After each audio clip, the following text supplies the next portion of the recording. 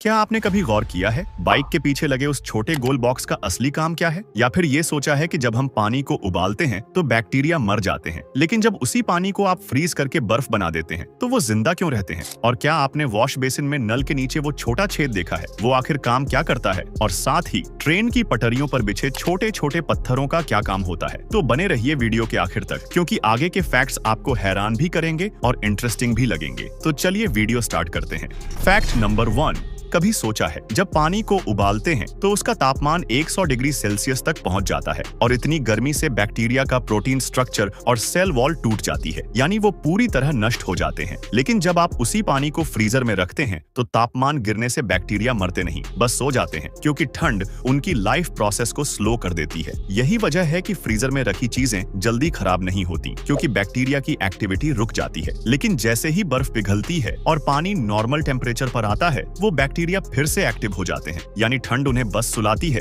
मारती नहीं। Fact number 2, जब भी आप रेलवे स्टेशन पर जाते हैं तो ट्रैक के दोनों तरफ छोटे छोटे पत्थर जरूर दिखते होंगे, और इन पत्थरों को ट्रैक बैलस्ट कहते हैं। और इनका काम दिखने में छोटा लगता है लेकिन बहुत बड़ा है। दरअसल ये पत्थर ट्रैक को स्टेबल और लेवल में रखते हैं। जरा सोचिए, जब एक ट्रेन का वजन हजारों टन होता है, अगर नीचे सिर्फ मिट्टी होती तो वो दबकर अनइवन हो जाती और ट्रैक टेढ़े मेढ़े होकर एक्सीडेंट्स का खतरा बढ़ा देते। लेकिन ये पत्थर झटके यानी वाइब्रेशंस को अब्सॉर्ब करते हैं और पानी को नीचे ड्रेन कर देते हैं और रेल की पटरी को मजबूती से अपनी जगह पर थामे रखते हैं। यानी ये छोटे छोटे पत्थर हैं रेलवे की असली पावर। फैक्ट नंबर 3, आपके वॉश बेसिन में नल के ठीक नीचे एक छोटा गोल छेद होता है। पहली नजर में ये बस डिजाइन लगता है, लेकिन यही छोटा छेद आपको एक बड़ी मुसीबत से बचा सकता है। इसे ओवरफ्लो होल कहते हैं। अगर आप नल खुला छोड़ दें और भूल जाएं, तो पानी इस छेद से निकलकर बाहर बहने से रोकता है। और इसके अलावा ये पानी के बहाव को भी तेज करता है, क्योंकि जब आप मेन ड्रेन खोलते हैं तो ये होल हवा को अंदर खींचकर वैक्यूम ब्रेक करता है, जिससे पानी स्मूथली ड्रेन हो जाता है। यानी छोटा है पर बेसिन का सुपर हीरो है। फैक्ट नंबर 2,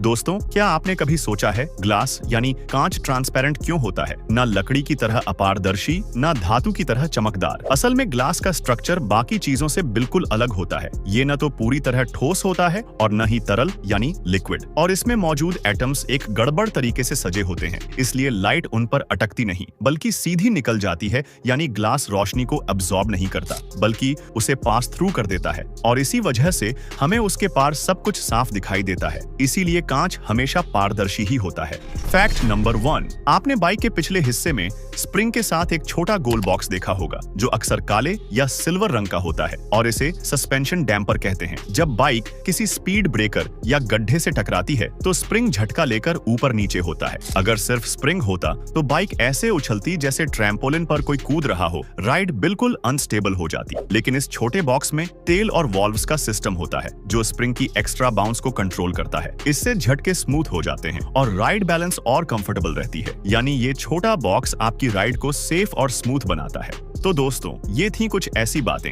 जो हम रोज देखते हैं, लेकिन उनके पीछे की सच्चाई बहुत कम जानते हैं। अगर आज आपको कुछ नया सीखने को मिला तो वीडियो को लाइक करें, और ऐसे ही मजेदार फैक्ट्स के लिए चैनल को सब्सक्राइब करना न भूलें, क्योंकि अगली वीडियो में जो फैक्ट्स आने वाले हैं वो आपके दिमाग को और भी ज्यादा हिला देंगे।